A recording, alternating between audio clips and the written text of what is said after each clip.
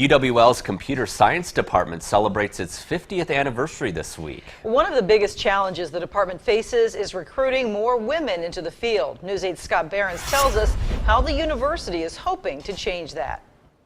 By 2026, the National Center for Women in Information Technology predicts that there will be 3.5 million computer-related job openings, and only 17% of those jobs will be filled. One of the reasons for the employee shortage is the lack of women in the field. As of last year, only around a quarter of the computing workforce was women, and that number is going down. The Science Foundation found that in 1985, more than 35% of computer science majors were women, but by 2014, that number had dropped down to just 18%.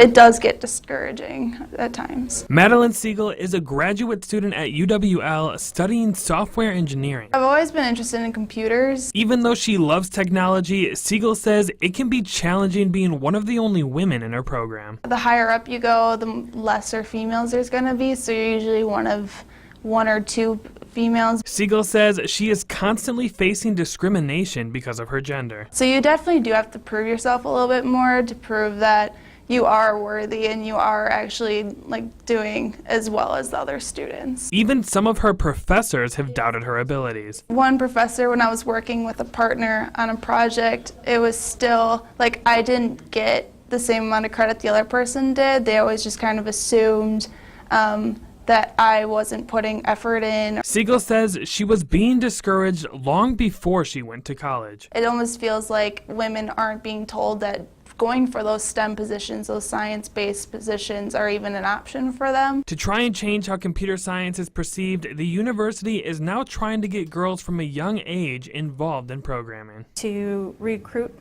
women and girls from K-12, go out into the community. We've gone out into the library system. We've gone to a couple different high schools. We've done events for the Girl Scouts. Siegel just wants girls to know they can do anything they set their minds to. Educating them that they are capable of doing what the men are doing right now.